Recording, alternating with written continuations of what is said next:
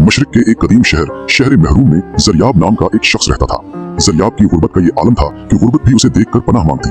उसके जिस्म पर मौजूद चीथड़े बमुश्किल उसका तन ढांपते थे और उसके पेट की आग उसे दर दर भटकने पर मजबूर करती थी। शुरू में जब वो लोगों के दरवाजों पर दस्तक देता तो कुछ खुदा तरस उसे बचा खुचा खाना दे दिया करते, लेकिन वक्त गुजरने के साथ साथ लोगों के दिल सख्त हो गए। उसे एक बोझ, एक नहुसत समझा जाने लगा। लोगों ने अपने दरवाजे बंद कर लिए और उसे शक की निगाह से देखने लगे कि कहीं ये भिखारी के रूप में कोई चोर तो नहीं।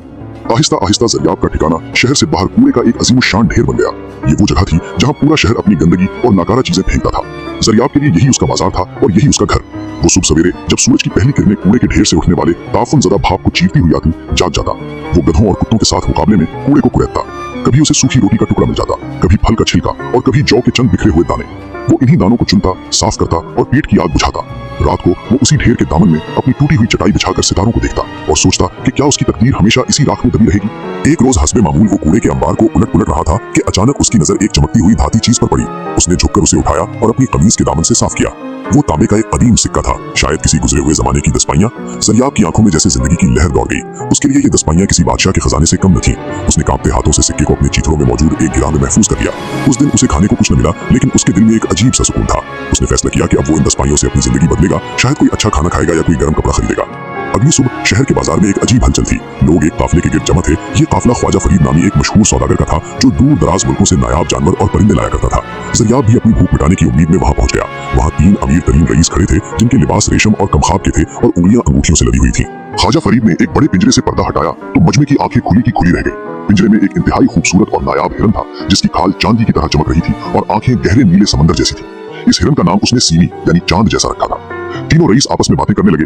पहला रईस, जिसका पेट मटके जैसा था, बोला, ख्वाजा, तुम इस नायाब जानवर को यहाँ क्यों लाए हो? तुम्हें लगता है ये भूखे नंगे लोग इसे खरीद सकेंगे? ख्वाजा फरीद ने आजिज़ी से कहा, जनाब, मेरा काम नायाब चीजें लाना है, ग्राहक भेजना ऊपर वाले का काम है। दूसरा रईस, जिसकी आंखों में तकब्बुर था, हंसा और बोला, अरे देखो, वो कूड़े का कीड़ा जरियाब भी यहाँ खड़ा है, देखो कैसे ललचाई हुई नजरों से देख रहा है। तीसरा रईस कहकहा लगाते हुए बोला, शायद ये सोच रहा है कि इस हिरन का गोश्त कैसा जायकेदार होगा। अरे वो जरियाब, यहाँ से जाओ, तुम्हारी बदबू से ये नाजुक जानवर बीमार पड़ जाएगा। जरियाब के दिल पर इन तंजिया तीरों ने गहरा जख्म लगाया, लेकिन उसकी नजरें हिरन की नीले आंखों में अटक गईं। उसे इन आंखों में एक अजीब सी उदासी और अपनायत नजर आई। ऐसा लगा जैसे वो हिरन भी कैद तन्हाई का शिकार हो, बिल्कुल जरियाब की तरह। जरियाब आगे बढ़ा और ख्वाजा फरीद से पूछा, ए सौदागर, इस हिरन की क्या कीमत है? रईसों का हंसी का तूफान उमड़ आया। ये लो, अब ये भिखारी कीमत पूछेगा। एक ने उसके गाल पर हल्का सा तमाचा मारते हुए कहा, तेरी औकात तो 2 कौड़ी की नहीं, तू क्या खरीदेगा? जरियाब ने अपनी तौहीन को पी लिया और अपनी गिरा से वो 10 पाइयों का सिक्का निकाला। मेरे पास बस यही कुल कायनात है, क्या तुम मुझे ये हिरन दोगे? सौदागर ने जरियाब की आंखों में सच्चाई और हिरन की आंखों में बेचैनी देखी। उसे लगा कि शायद ये सौदा घाटे का नहीं बल्कि नेकी का है। उसने मुस्कुराते हुए कहा, लोग इसे खरीद कर ज़िबा करते या पिंजरे में कैद रखते, तेरी आंखों में रहम है, जा ले जा, ये हिरन तेरा हुआ। रईस हक्का बक्का रह गए। जरियाब ने हिरन की रस्सी थामी।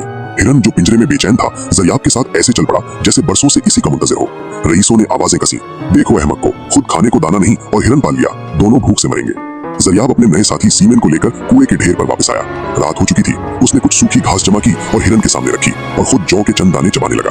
वो हिरन को देखकर सोच रहा था कि उसने जज्बात में आकर फैसला तो कर लिया, लेकिन अब उसे खिलाएगा कहां से? तभी एक मौजज़ा हुआ। हिरन ने अपना सर उठाया और साफ इंसानी जबान में बोला, ऐ मेरे मालिक जरियाब, तू क्यों परेशान है? जरियाब खौफ और हैरत से उछल पड़ा। ये तुम बोल रहे हो या भूख ने मेरा दिमाग खराब कर दिया है? सीनी हिरन ने इत्मीनान से जवाब दिया, घबराओ नहीं, मैं कोई मामूली हिरन नहीं हूँ। मैं कोहे काफ की वादियों का शहजादा हूँ जिसे एक जादूगर ने हिरन के रूप में कैद कर दिया था। तुम्हारी नेकी और रहम ने मेरी जुबान की गिरह खोल दी है। तुमने अपनी कुल कायनात देकर मेरी जान बचाई, अब मैं तुम्हारी जिंदगी बदल दूंगा। जरियाब अभी तक सकते में था। हिरन ने आगे कहा, लेकिन मेरी एक शर्त है, तुम जानते हो कि मैं यहाँ इस गंदगी में जिंदा नहीं रह सकता। मुझे रोजाना जंगल में चरने के लिए जाना होगा, लेकिन मैं वादा करता हूँ कि हर शाम सूरज ढलने से पहले तुम्हारे पास वापस आ जाऊंगा। क्या तुम्हें मुझ पर भरोसा है? जरियाब ने उसकी नीली आंखों में देखा और सर हिला दिया। मुझे तुम पर यकीन है, तुम आजाद हो। अगले दिन से एक अजीब मामूल शुरू हो गया। सुबह होते ही हिरन जंगल की तरफ भाग जाता और जरियाब वहीं कूड़े के ढेर पर बैठा लोगों की ताने सुनता। पड़ोसी कहते, देखा इस बेवकूफ को, हिरन भाग गया, अब कभी वापस नहीं आएगा। जरियाब खामोश रहता, लेकिन जैसे ही शाम का साया गहरा होता, सीनी हिरन वापस आ जाता। वो जरियाब को जंगल के किस्से सुनाता, अजीबोगरीब फलों और चश्मों का जिक्र करता। जरियाब की तन्हाई खत्म हो गई थी। एक दिन सीनी हिरन जंगल के एक वीरान हिस्से में घास चल रहा था कि उसके खुर किसी सख्त चीज से टकराए। उसने मिट्टी हटाई तो वहां एक बहुत बड़ा हीरा दबा हुआ था जो सूरज की रोशनी में आग की तरह दहक रहा था। हिरन की आंखों में चमक आ गई। उसने सोचा, अगर ये हीरा मैं जरियाब को दूंगा तो लोग इसे चोर समझकर मार देंगे या छीन लेंगे। मुझे कुछ और करना होगा। उसने हीरे को एक बड़े पत्ते में लपेटा और मुंह में दबाकर शहर के सबसे बड़े महल की तरफ दौड़ लगा दी। ये महल सुल्तान जहां बख्त का था। महल के दरवाजे पर पहुंचकर हिरन ने इतने वकार से गर्दन उठाई कि दरबान भी उसे रोक न सके।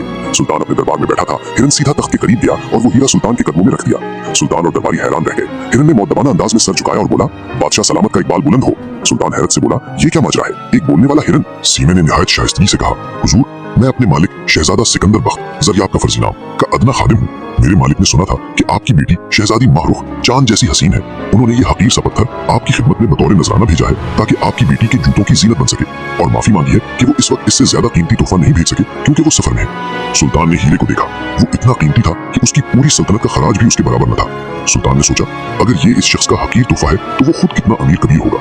लालच और तजस्सुस ने सुल्तान को घेर लिया। उसने कहा, ऐ नातिक हिरन, अपने मालिक से कहो कि हमने उनका तोहफा कबूल किया और हम अपनी बेटी का रिश्ता उनसे करने पर आमादा हैं। हिरन ने ताज़ीम दी और वापस आ गया। ज़रियाब को जब यह किस्सा मालूम हुआ तो उसके पैरों तले जमीन निकल गई। तुमने ये क्या किया? वो चिल्लाया। मैं एक भिखारी हूँ, कूड़े पर सोने वाला। बादशाह जब मेरी हकीकत जानेगा तो मेरी खाल खिंचवा लेगा। हिरन मुस्कुराया। तुम बस मुझ पर भरोसा रखो, अब तुम ज़रियाब नहीं शहजादा सिकंदर बख्त हो। कुछ दिन बाद सुल्तान ने पैगाम भेजा कि वो शहजादा सिकंदर बख्त से मिलना चाहता है। हिरन ने ज़रियाब को तैयार होने का कहा। वो दोनों दरिया किनारे पहुंचे। हिरन ने कहा, ज़रियाब, अपने ये गंदे कपड़े उतार दो और दरिया में खूब अच्छी तरह नहाओ। अपने जिस्म की मैल कुचैल ऐसे साफ करो जैसे अपनी पुरानी जिंदगी धो रहे हो। ज़रियाब दरिया में कूद गया। घंटों रगड़ने के बाद जब वो बाहर निकला तो उसका रंग निखर चुका था, लेकिन वो नंगा था। हिरन ने कहा, तुम यहीं झाड़ियों में छुप जाओ। फिर हिरन भागता हुआ सुल्तान के काफिले के पास पहुंचा जो शहजादे के इस्तकबाल के लिए आ रहा था। हिरन ने हाँफते हुए सुल्तान से कहा, गजब हो गया सरकार, रास्ते में डाकुओं ने मेरे मालिक शहजादा सिकंदर पर हमला कर दिया।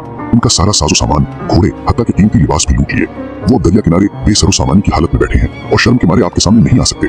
सुल्तान, जो इस ख्याली अमीर तरीन दामाद को खोना नहीं चाहता था, तड़प उठा। उसने फौरन अपने वजीर को हुक्म दिया, शाही तोशाखाने से मेरे बेहतरीन लिबास, ज़रा बख्तर और मेरा अपना खास अरबी घोड़ा लेकर जाओ। कुछ ही देर में ज़ुरयाब ने शाही लिबास जेबतन कर लिया। सर पर हीरो जड़ी पगड़ी, कमर में सोने की म्यान वाली तलवार और जिस्म पर मखमल कियाबा। जब वो घोड़े पर सवार हुआ तो कोई पहचान भी नहीं सकता था कि ये वही कूड़े का ज़ुरयाब है। गुर्बत ने उसके चेहरे पर जो सख्ती और संजीदगी पैदा कर दी थी, वो अब शाहाना रूप दिखाई दे रही थी। ज़ुरयाब जो अंदर से खौफजदा था, हिरन की हिदायत पर अमल करता रहा, कम बोलना और सिर्फ मुस्कुराना। जब वो महल पहुंचा तो उसका इस्तकबाल तोपों की सलामी से हुआ। सुल्तान उसकी वजाहत देखकर बहुत मुतासिर हुआ। ज़ुरयाब की खामोशी को उसकी संजीदगी और खानदानी वकार समझा गया। शादी की तकरीबात धूमधाम से हुई। शहजादी मारुख ने जब अपने शौहर को देखा तो उसे पसंद कर लिया, लेकिन ज़ुरयाब का दिल धड़क रहा था। उसे डर था कि शादी के बाद जब उसे अपनी सल्तनत ले जाने का कहा जाएगा तो वो क्या दिखाएगा, कूड़े का ढेर। शादी के बाद सुल्तान ने कहा, बेटा सिकंदर, अब हम चाहते हैं कि अपनी बेटी को तुम्हारे महल के लिए रुखसत करें। ज़ुरयाब की सांस रुक गई। उसने हिरन की तरफ देखा। हिरन ने फौरन जवाब दिया, हुजूर, हमारा काफिला आगे रवाना हो चुका है। मैं आगे जाकर महल में शहजादी के शायान शान इस्तकबाल की तैयारी करता हूँ। शहजादा और शहजादी आराम से पीछे आए। हिरन हवा की रफ्तार से दौड़ा। वो जानता था कि अब असल इम्तिहान शुरू हुआ है। उसे एक महल चाहिए था और वो भी खाली। दौड़ते दौड़ते वो एक ऐसे इलाके में पहुंचा जहाँ सन्नाटा था। वहाँ एक इंतहाई खूबसूरत शहर आबाद था, लेकिन वहाँ कोई इंसान नहीं था। इमारतें संगमरमर की थीं, बाग फूलों से लदे थे, लेकिन हर तरफ खामोशी थी। शहर के वस्त में एक फलकपोश महल था। हिरन वहाँ पहुंचा और दरवाजा खटखटाया। अंदर से एक बूढ़ी औरत की आवाज आई, कौन है जो अपनी मौत को दावत दे रहा है? हिरन ने कहा, अम्मा, मैं एक मुसाफिर हूँ, थोड़ी देर पनाह चाहता हूँ। दरवाजा खुला। एक इंतहाई ज़ईफ औरत लाठी टेकती हुई बाहर आई। उसने हिरन को देखा और बोली, ऐ खूबसूरत जानवर, तू यहाँ क्यों आया? ये शहर खामोशा है। यहाँ का मालिक एक देव हैकल मारे स्याह काला नाग है जो जादूगर भी है। उसने इस शहर के तमाम वासियों को खा लिया है। वो कुछ देर में आता ही होगा और तुझे भी हड़प कर जाएगा।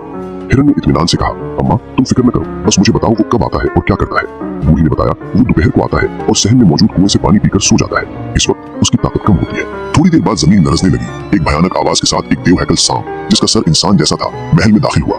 वो फुंकारता हुआ कुएं की तरफ बढ़ा। हिरन फौरन एक सुतून के पीछे छुप गया। जैसे ही सांप ने कुएं में सर डाला, हिरन बिजली की तेजी से बाहर निकला। उसने अपनी तिलिस्मी सींगों से, जो हीरे से ज्यादा सख्त थे, सांप की गर्दन के उस नाजुक हिस्से पर वार किया जहां उसकी जान थी। ये मुकाबला खौफनाक था। सांप ने हिरन को जकड़ने की कोशिश की, लेकिन हिरन की फुर्ती और तिलिस्मी ताकत काम आई। आखिरकार एक जबरदस्त टक्कर से सांप कुएं के अंदर जा गिरा और हिरन ने ऊपर से एक भारी मन भर वजनी पत्थर सरकाकर कुएं का मुंह बंद कर दिया। सांप की चीखों ने महल हिला दिया और फिर खामोशी छा गई। सांप के मरते ही शहर का जादू टूट गया। वो बूढ़ी औरत एक खूबसूरत खात्मा बन गई जो जादू के जेरे असर थी। अचानक शहर की गली कूचों में वो लोग जाहिर होना शुरू हो गए जो सालों पहले गायब हो गए थे या पत्थर के बन गए थे। जब ज़रियाब, शहजादा सिकंदर और शहजादी मारुख का काफिला वहां पहुंचा तो शहर की रौनकें बहाल हो चुकी थी। लोगों ने अपने नजात दहिंदा के तौर पर उनका इस्तकबाल किया। हिरन महल के दरवाजे पर खड़ा मुस्कुरा रहा था। ज़रियाब ने जब ये आलीशान महल और आबाद शहर देखा तो उसकी आंखों में आंसू आ गए। वो जान गया कि ये सब इस वफादार दोस्त की बदौलत है। रात को जब सब सो गए, ज़रियाब बाग में गया। हिरन वहां घास पर लेटा आसमान को देख रहा था। ज़रियाब ने उसके पास बैठकर उसका सर अपनी गोद में रखा और रोते हुए कहा, ऐ दोस्त, मैं तेरा एहसान कैसे चुका सकता हूँ? तुमने रात के ढेर से उठाकर मुझे तख्त पर बिठा दिया। हिरन ने कहा, मेरे मालिक, ये एहसान नहीं, ये उस 10 पाइयों के सिक्के का सिला है जो तुमने अपनी भूख मिटाकर नहीं, बल्कि मेरी जान बचाकर खर्च किया था। नेकी कभी जाया नहीं जाती, वो घूम कर वापस जरूर आती है।